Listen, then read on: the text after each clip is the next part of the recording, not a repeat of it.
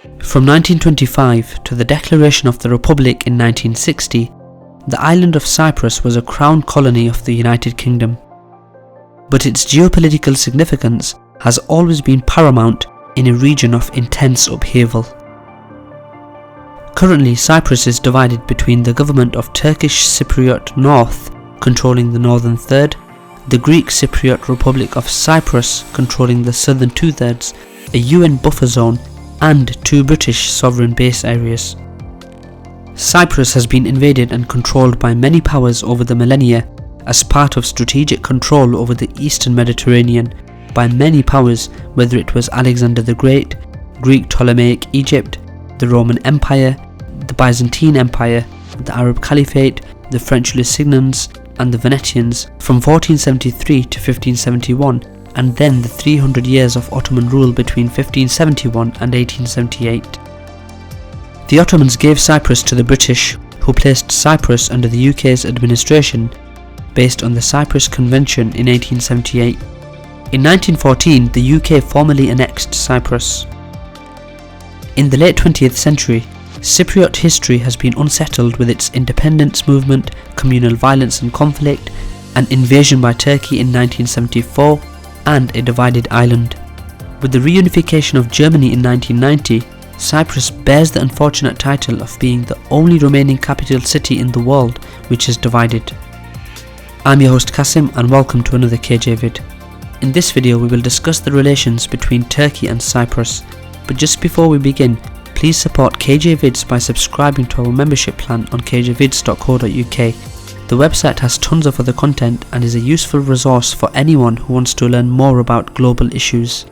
This will also help us to keep politically and financially independent.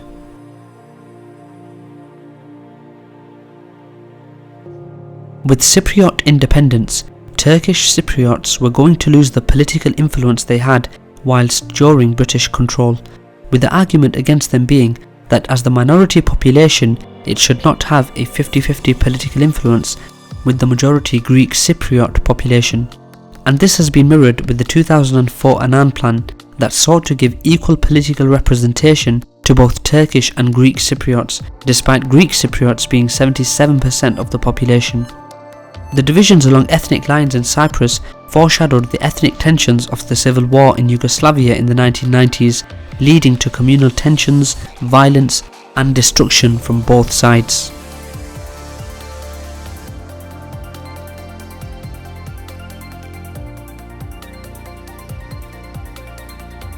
Turkey invaded the island of Cyprus in late July 1974, and for the next month proceeded to annex the northern third of the island and the northern half of the capital Nicosia in 2 separate invasions.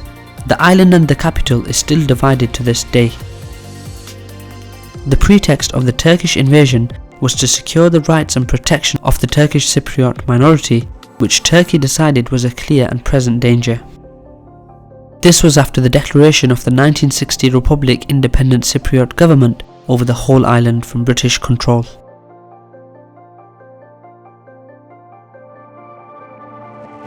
It is long believed Turkey invaded and took northern Cyprus with the express permission of Henry Kissinger, then Secretary of State under President Gerald Ford. In files that were not classified, Kissinger is reported to have said, "We would have our hands full to keep the Greeks from going to war. The Turks right now are extremely nationalistic. For a few years ago, the Turkish tactics are right. Grab what they want and then negotiate on the basis of possession." It has been argued that the US position was a deliberate ploy on their part as well as Britain's to continue to maintain their influence on the island, which was particularly important as a listening post in the eastern Mediterranean in the wake of the October 1973 war between Israel, Egypt, Jordan and Syria.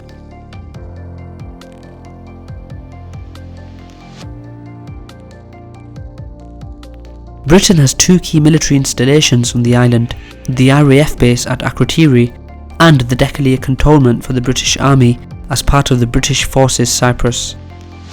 The areas, which include British military bases and installations, as well as other land, were kept by the British government by the 1960 Treaty of Independence, signed by the UK, Greece, Turkey and representatives from the Greek and Turkish Cypriot communities, which granted independence to the Crown Colony of Cyprus at the declaration of the Republic away from British control. Furthermore, Britain has been monitoring stations in the Troodos mountain area for signals intelligence, providing a vital strategic part of the United Kingdom communications, gathering and monitoring network in the Mediterranean and the Middle East, thus enabling the UK to maintain geopolitical significance. In addition, as Cyprus has been an EU member state since the 1st May 2004, the European Union equally considers Cyprus as one of the new strategic positions of the region for the EU. On 10th May 2019, Cypriot President Nikos Anastasiades briefed fellow EU leaders on the issue at a summit in Romania. At the summit, Greece's Prime Minister Alexis Tsipras said he stands firmly behind Cyprus and urged Turkey to refrain from provocations.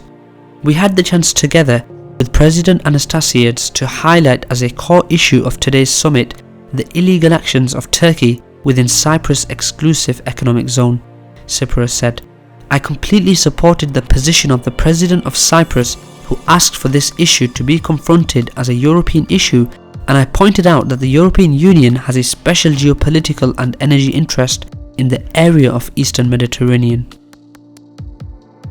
The EU Foreign Service said in early May, we urgently call on Turkey to refrain from any such illegal action to which the European Union will respond appropriately and in full solidarity with Cyprus.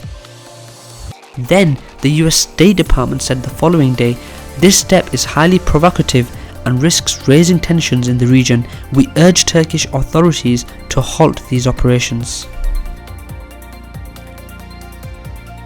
As a confirmed future buyer of gas from the gas fields that the Greek Cypriot government are drilling in, the Egyptian government has also waded in. Its government has also issued warnings to Turkey to stop violating the sovereign rights of Cyprus. Now that the gas has been found in Cyprus' southern waters, the region has had an additional factor in the political quagmire that is the problems of the Levant.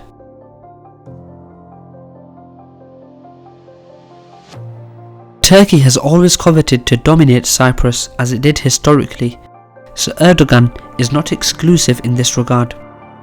However, Ankara has shifted its cultural message, focusing more intently on Erdogan's widely written and publicised Ottomanist vision, a vision that seeks to secure its domination over her eastern neighbours. Perhaps this is why the more secular-centric Turkish Cypriots have not warmed towards Erdogan and dislike mainland Turkish machinations in Cypriot affairs, particularly when Turkish Cypriots voted in the 2004 Annan Plan in favour of rejoining the Cypriot Republic by 65%. However, it was rejected by 76% of Greek Cypriots.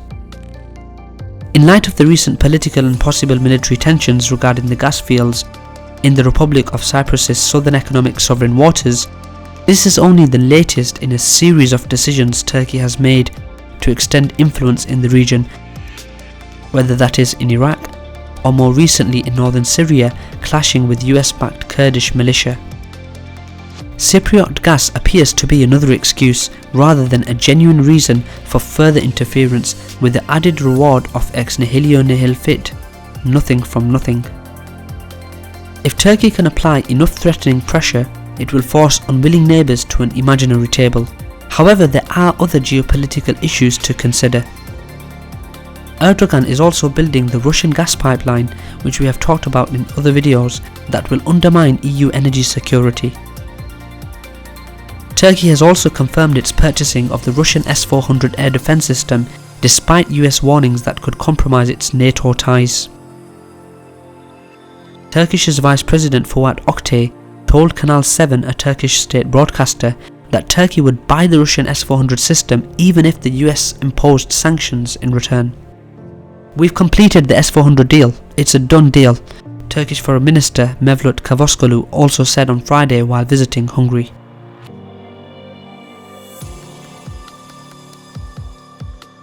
It will be interesting to see how the EU reacts to a member state being threatened militarily by a non-EU country, Turkey forcing energy rights over Greek Cypriot-controlled Republic of Cyprus.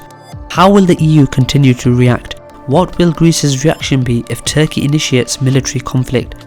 Is this merely more political bluster by Turkey, seeking to temporarily divert domestic attention away from Erdogan's political power crisis? Or should Turkey even have the rights to the gas in the first place? What are your thoughts regarding the escalation of tension regarding the gas exploration and drilling? We would love to hear from you in the comments below, especially if you are from Turkey or Cyprus. That's all for now. Thanks for watching another KJ vid. Please don't forget to subscribe to our membership plan on kjvids.co.uk and sign up on Patreon to keep us financially independent. Thanks for watching again, and see you next time.